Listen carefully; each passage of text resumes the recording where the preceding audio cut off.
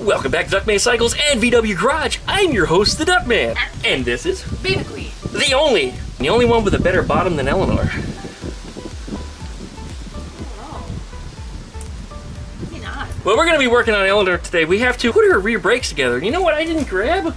The rear brakes? The rear brakes. Oh, man. Well, we're going to pause for the cause then, and I'm just going to let it record. You can just dance and do shit while I go through the cars. Probably shouldn't shit.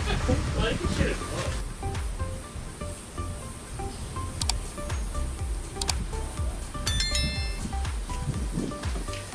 Alright, well we're back. And Bee's got my brake parts. And she's eating my Schwaaaanz. Why is she eating my Schwaaaanz? I can't leave you alone for a second if you got my Schwaaaanz in your mouth. And yes, they're Schwaaaanz. And no, that wasn't scripted. That was...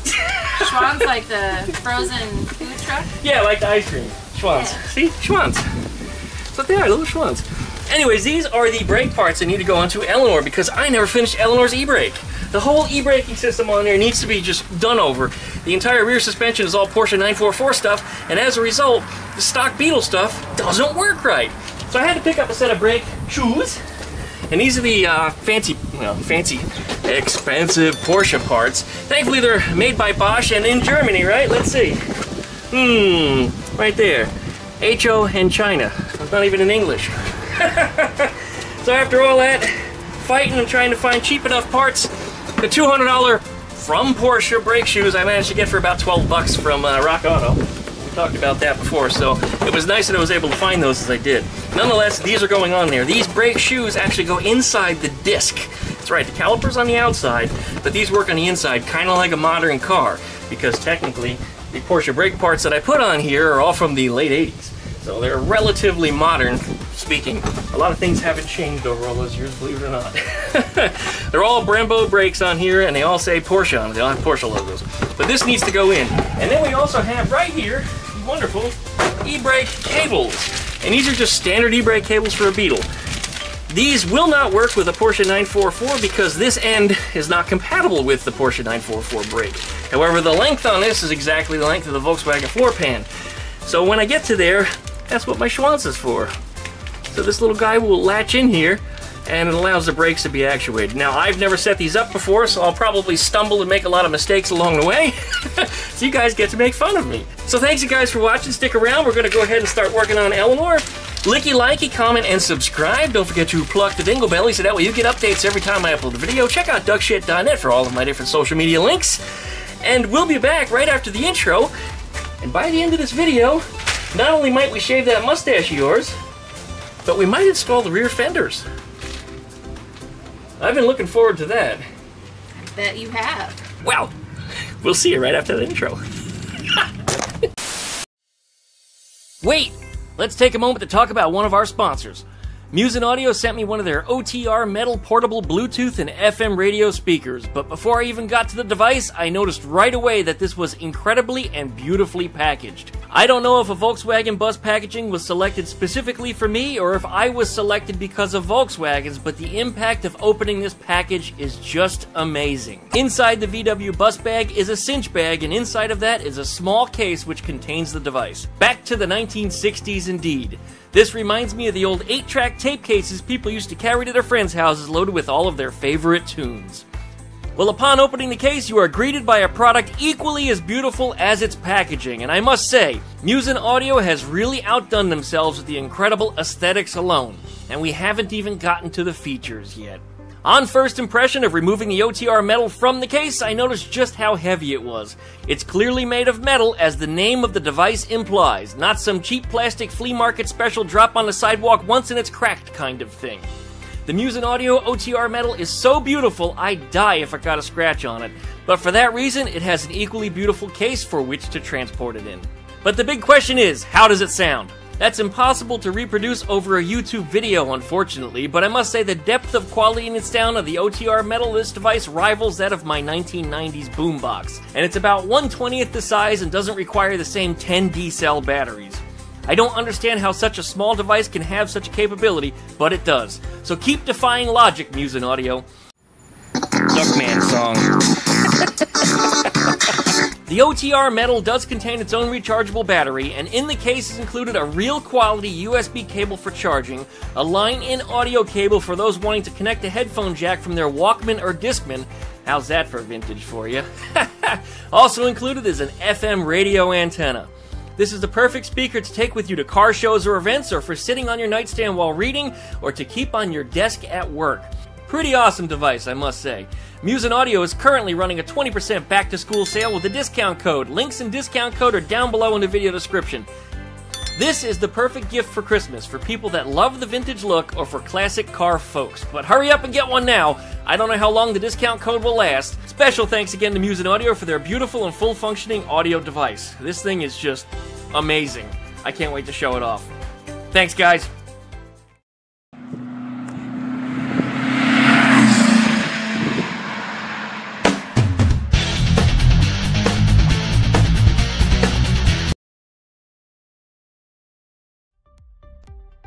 Yeah, I think we're going to take a little break from the Super Beetle today. Not that anything's actually wrong. It does seem to rain an awful lot, which is slowing me down. But I wanted this thing done about 2 weeks ago. But, you know, that's life, right, guys? But again, Robert and I aren't having any problems. I just simply don't feel like working on it today. I'm getting a little burnt out on this project. So, we're going to work on Eleanore. That's right. And we're going to start taking care of some of the e-brake parts that are on here because I never assembled them. Yep, it's time for that.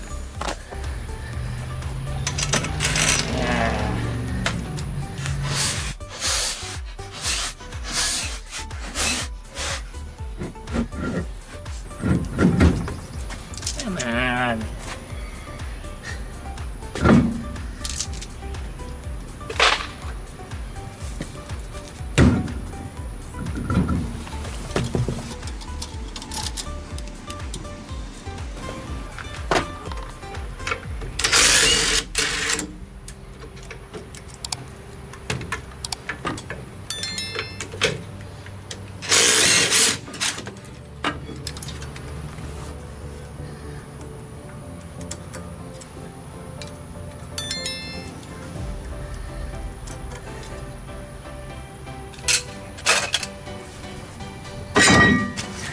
You can see it cleared up behind me, kind of over that way. It looks a little dark still, so we're kind of racing the rain. What else is new when it comes to Eleanore and rain? Sorry if I look a little blacked out, I just wanted you guys to see that sky behind me. So this is the Schwaaaanz we were talking about earlier in the video, and this is the stock Porsche part, since these are 944 trailing arms.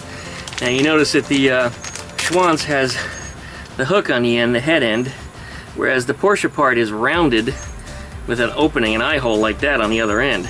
The brake cable, which is what this is, actually has like a clevis type end, whereas the Beetle part has a loop on the end. So the Swan is essentially, or Schwaaaanz as I've been calling it, is an adapter that allows it to go together like that so the stock brake cable can pull on it. Now I could just use a 944 brake cable and make it work, but the trouble with it is it's not an exact fit. This is an exact fit. It goes right in. And it also has the privilege of being a cheap Volkswagen part and not an expensive Porsche part. The only gotcha is you do have to make sure you get yourself a set of Schwaaaanz to put on either side. And yes, I know in German Schwaaaanz does not mean a swan or a duck or a goose or whatever you got. Schwaaaanz literally means tail, and typically it's used for a man's tail. Anyway, I digress. We've got our brake pads back here that you guys saw me open up earlier in the video also, and there's a whole bunch of little odds and ends down here that are necessary to hook this thing up. So let's go ahead and jump into this and see exactly what we got. Figure we get started with the e-brake cable before anything else. This is the kind of stuff here that's something you should do on any Volkswagen before you put these together. You should grease up this cable. You don't need to put a lot of grease on it, but you grease it up as you're putting it in. Don't grease it up first and then slide it in, because you get grease all over everything. It goes right in the little tube right there. If I can get it in there. There we go. And then, as I said, just keep on greasing it up. This is a brand new cable, so I shouldn't have to worry about things like a frayed end, although I guess it could still be there. My dad used to call them the asshole of the cable. I think he said it was an old Navy term, so for you Navy guys out there that are watching this, maybe you're familiar with it. But this cable should always be greased when you put them on in, because they will, over time, get sticky and cause you issues. There we go. And then this end of the cable here, this other end, what I do is I slide it down and pull it out until we see the grease on this end. There it is. And then we grease up this end of it.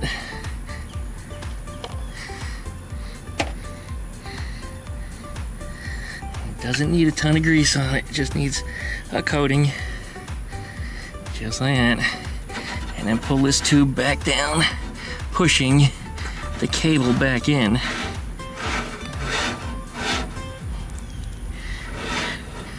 And that's it. And then we'll get the little bit on the end here.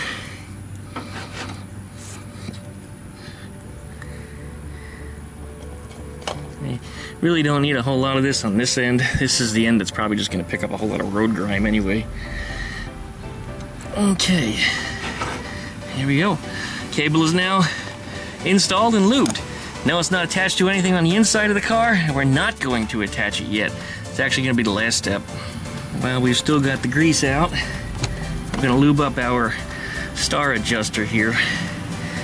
This is one of those things that you learn by experience. If you don't do it, you'll find yourself taking it apart someday when these things rust solid and can't be adjusted.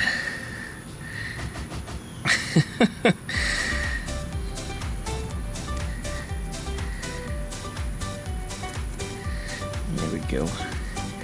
Spin that back in there. There it is, greased up and ready to go. Now we'll wipe up the outside of it because it doesn't need to be greasy on the outside, because you don't want that getting on your brakes. Now this is the stuff here that's going to separate Volkswagen guys from the Porsche guys, because none of this stuff is Volkswagen. This is all Porsche. And I think what we're going to do is we're going to put the spring on the bottom, put it up here like that. This is the drum inside the disc, kind of like how modern vehicles are. And technically, I guess the Porsche 944 was a much more modern vehicle than the Beetle that preceded it. This little bullet here, I thought I lost that thing, or maybe I didn't have it at all, because all these Porsche brake parts that you're seeing here, these were all collected separately, individually even, and they were not picked off of a vehicle myself, so I don't know where a lot of this stuff goes. So it's going to be kind of a test run through here until I get things right. Yeah, I think this is gonna go in here like this. And then this little bullet, which I thought that I lost, this little guy I think goes in here. I did look at an exploded diagram of this, but I did not find an instruction manual. That seems to make sense. That way when the, I think it goes this way, whoops. When the brake cable pulls on this thing, it'd be nice if it all pressed together, but I guess it doesn't. When the e-brake cable pulls on this, this expands. As you can see how the little groove that's in the Schwaaaanz wing here and this groove here, it expands this. It's pretty simple. Alright, looking to see where that e-brake cable is supposed to be fed in from. So I might have to hook that up first, I don't know. These trailing arms are all Porsche also. They're aluminum. They're not steel like the Volkswagen Beetle had. I upgraded all this stuff some years ago. Where the hell is that thing going from? Is that it? Yeah, I think that's it right there. There's a hole under here.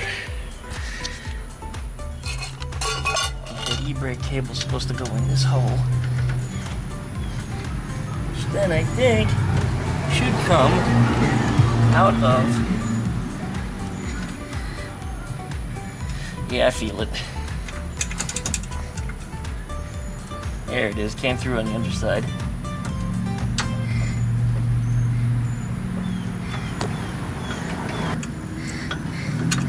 There you can see it right there, front and center.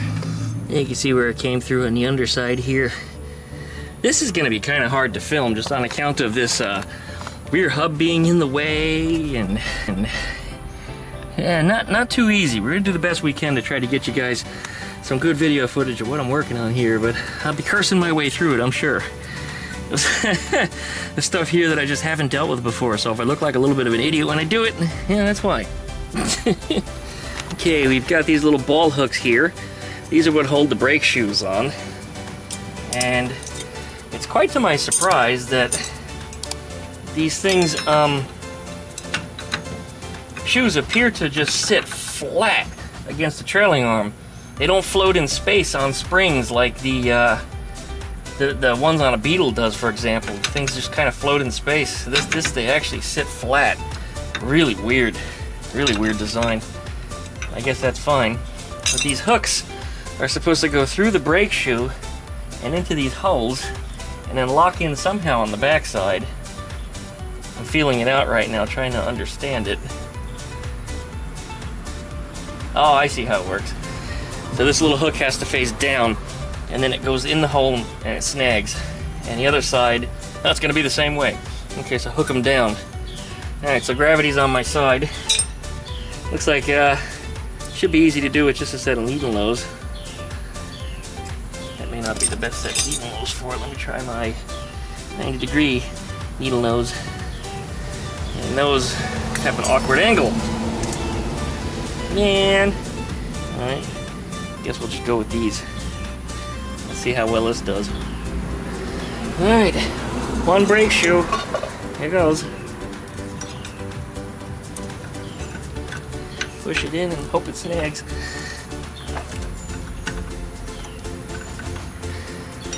Did it snag? It did.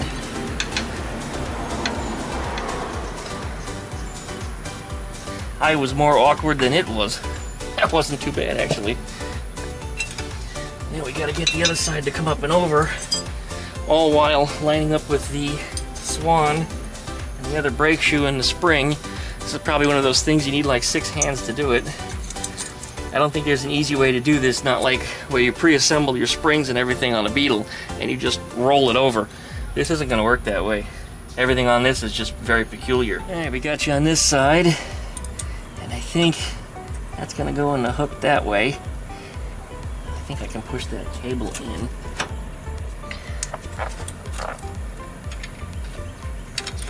Get it aligned with the brake shoe.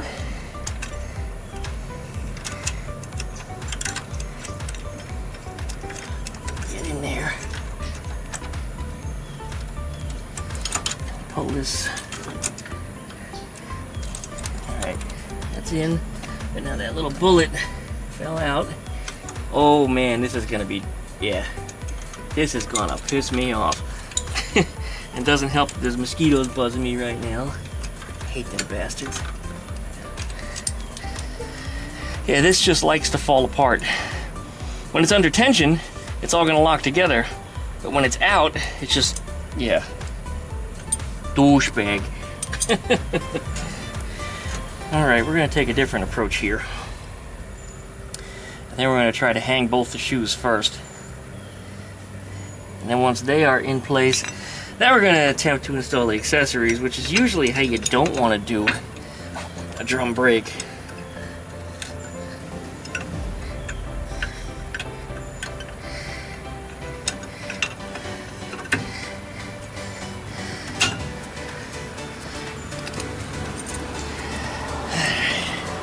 Try putting this under here again. Again, things are falling apart. Not cool. I probably should put a piece of tape on this.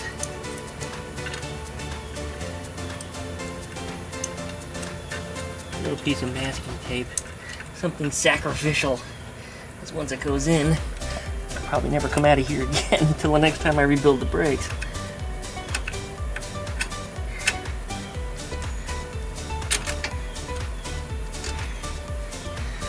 Alright, that's in. Now I gotta put the spring in.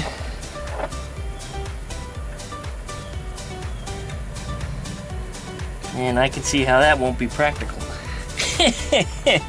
I should have done that before I did the rest of this.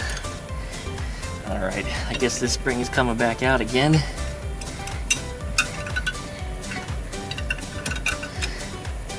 go.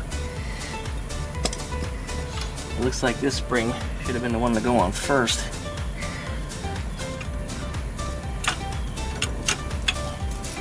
And then put the little ball hook in. Yeah, this looks better. This looks much better. Now I've got a little experience doing this, I can do it a lot faster the second time. Yeah, that's in. Good. And then lastly, we need our adjuster, which goes on the top. And according to the diagrams I was looking at, the star faces forward. That's it. Oh, and there's supposed to be one more spring in there. This guy. This guy is the one that loves everything and holds it all together. Looks like that goes right through the star to keep it from unscrewing or screwing. Yeah, okay, I guess I gotta hook it in there. That's the last piece. If I get that spring in that hole, essentially we're done. Well, I brought a ball hook with me. That's what Dad used to call them, just in case I had to stretch springs. And let's see if that actually is gonna do the trick. And it may not. I think I'm gonna need 2 hands to do it, so I'm gonna put you guys back up on the tripod. Alright, the big question is, am I gonna get this on the first time? Probably not. Or am I gonna wind up cursing and swearing and saying all kinds of foul language? Probably so.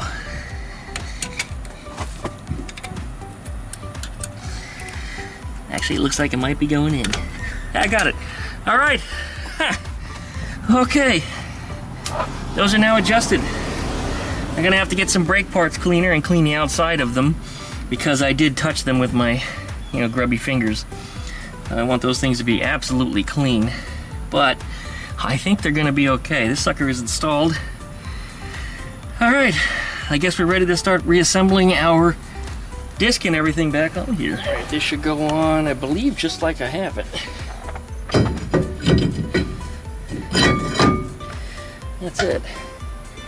And then through the hole on the side here, just like on a Beetle, on your drums, you have an adjuster, which can allow me to turn that screw. What I think I'm going to do is I'm going to turn that screw some until it just about touches the disc, and then we're going to slide the disc on. So that way I know that when it comes time to adjust it, I only have to make a minor adjustment, rather than a whole lot of which is just a pain in the ass. Ask me how I know. All this dust on everything from sitting. It's all the dust that's been on his car from, the 3 years that almost 3 years that Eleanore was gone. Yeah, that's actually about right. Okay. Drumming this back off. There's our adjuster on the top. Alright. I think this has to turn downwards. Maybe I'm wrong.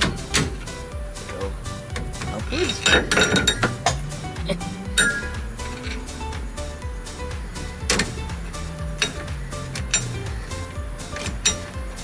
Going up. Yeah, this is a lot easier without the whole rotor apparatus on here.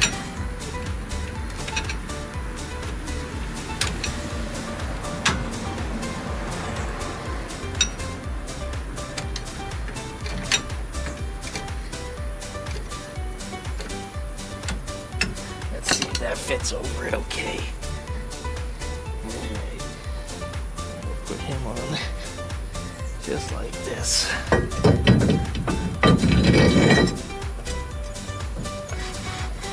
Yeah, they're just barely rubbing.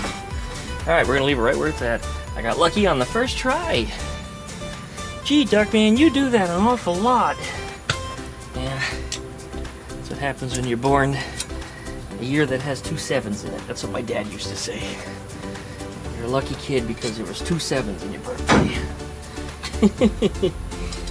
Oops. Here. These rotors actually press onto the hubs. And that one looks like it's going on without too much abuse. But sometimes I find myself hitting them with a rubber mallet, or just tightening up the lugs with the wheel on it and then taking the wheel back off, because that will set the rotor where it needs to be. This one looks like it might have pressed on all by itself. but the last time I took them apart, they worked a little differently. Alright, well that's good. I feel very, very good about this. Now, we gotta put our caliper back on. And this sucker is dirty, yeah, I know. I degreased it and everything else, but what's funny is it's not taking off anything else that's on here. I'm gonna have to try a different cleaner on it. It's like brake dust stuff. But I'll get it. I'm sure somebody down below in the video description has already left me a comment about what I'm supposed to do. Duckman, you're supposed to. Alright, we got our washers and our spacers, and they are essentially the same thing. Porsche did this themselves. They put an extra Porsche branded washer behind the caliper to align it on the rotor. It's just one of those little things that they did, and their washers are a specific thickness, and they're expensive. A regular washer will work, and I just found something that's close enough. Of course, a disc will have a, well, these particular calipers anyway, they have a pad on each side because they have pistons on each side, so they're self-aligning, they're essentially self-centering, so it's really not too big of a deal.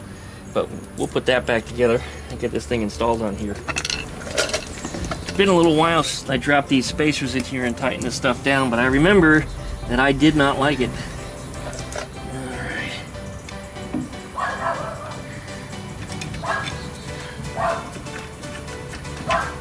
Well, it wasn't too bad for the first one, but the first one was never the issue. It was always the second one that gave me the problem. See what I'm saying about the neighborhood being loud? Dogs barking, stereos blaring. That car was one of the quieter ones that just passed, but we got that.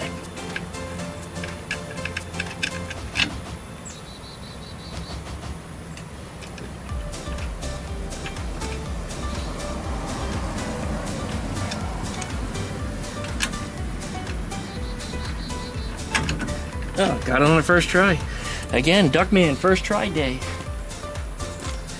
We're just gonna snug these up. I'm not driving on them yet. I'll probably find myself in here again, I'm sure. Alright, last thing, we gotta reconnect our brake line, which is right here. And yes, it's a solid line. And I get a lot of shit about that. You're not supposed to connect a solid line directly to your caliper. Well, this solid line is actually static. It doesn't move. I mean, it does move.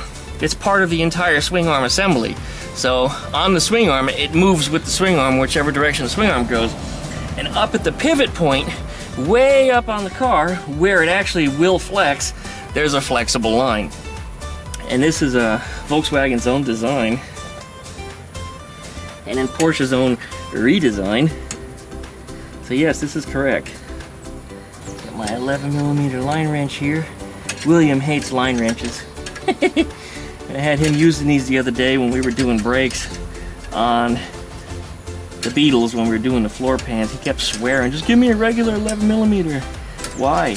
Because I hate these things. I was like, well, you're just going to strip the damn nuts out. Anyway, he kept disagreeing. I finally brought an 11mm out, but by the time I brought it to him, he had it done. So, I mean, did it really matter? In that case, no, it did not.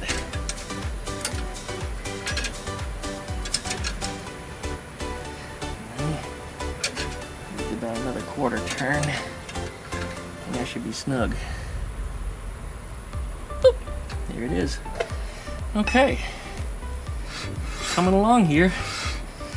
I still need to change out the axle bolts on here also, because you remember Ruby several months ago, geez, I guess it was actually end of last winter, beginning of the spring, she sheared off several of the bolts in the CV joints, and both inner and outers. On both sides there was issues, and I used the bolts that came with the axles when I purchased the axles. Now these are Vanagon axles that are on here because that just happens to be what fits.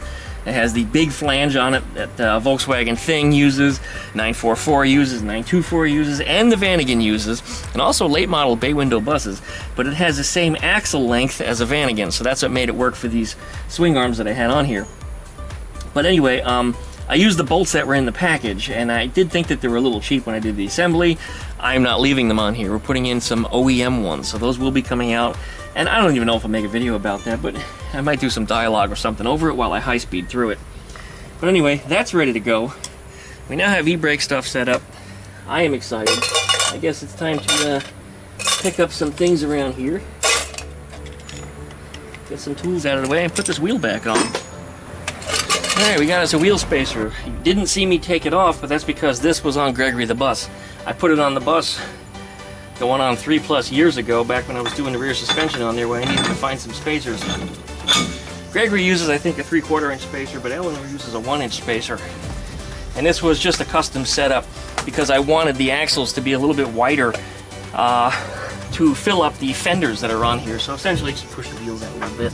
And the way I have everything set up with extra long lug studs that are on here, the beautiful thing is it allows me to use any different style of wheels that I want with any different offset. By just simply changing out different spacers, I can make just a whole bunch of different variations on things with just swapping some different parts out. So that worked out really nicely for me. Currently I'm running these wheels that are on here. I believe these are from a 928, the old 8-cylinder Porsche. 944s did use some similar ones, but their offset was different. And that 1-inch spacer that I put in here is actually to accommodate for the 928 wheels. If I had some 944 ones, this would be more of a deep dish style. It'd be pushed in a little bit more. Not like somebody just got their string trimmer caught in something. But anyway, I'll put this wheel on here. There we go. Again, I'm sticking. 1, 2, 3, 4, 5. Of course, we're not driving on it. Not yet. So, they just need to be snug enough. But that reassembles us, and that puts our e-brake back together on this side. I'll simply jump over to the other side, I'll do the same thing, and then we'll hop on in the car and we'll show you where our e-brake cables are at. Figure we should have one check in here real quick. Let's make sure e-brake cables are where they're supposed to be. Pull any slack out of them. They do appear to be set to equal length, that's good. And no, I don't have an e-brake handle in here because, there they are. I've never actually installed one on here. When I bought this chassis, it didn't have one for whatever reason. Anyway, I got a couple of them. They need to be cleaned up, repurposed, fixed, whatever I've got to do. In fact, they look like they're not even the same. They have different, they're different shapes. I gotta see what's gonna work on here then. I don't know what it's gonna be. But I'm also thinking in here about cutting out a huge section of this, including the shifter, and shifting it all back about 6 inches. Because the shifter is just too far forward for my taste. Even on a stock Beetle. It should be in line with the corner of your front seat, and the corner of my front seat is typically right here. So that means the shifter's gotta go from there to there. Otherwise I find myself reaching for it. But that'll be a video for another day. That's right, I'm still not done cutting up and welding on Eleanor's chassis. But anyway, for now, we're gonna get this e-brake set because I want to see it work. This car rolls around way too much. And I'm quite tired of putting a block behind the wheel to stop it from rolling down the driveway when I work. This driveway is real steep. Well, I guess it'll be it for today, so likey, comment, and subscribe. Don't forget to plug the dingle bell so you get updates every time I upload a video. Check out DuckShit.net for all my different social media links. And once again, thanks to Muzen Radio for their little brilliant Bluetooth amplified speaker radio combination device. It was just absolutely awesome. I can't thank you enough. I can't wait to use it. I can't wait to show it off. And if you like one yourself, links down below in the video description. And don't forget, there's a back-to-school discount code. If you don't take advantage of it now, you may not have that opportunity. So it'll be a great Christmas gift.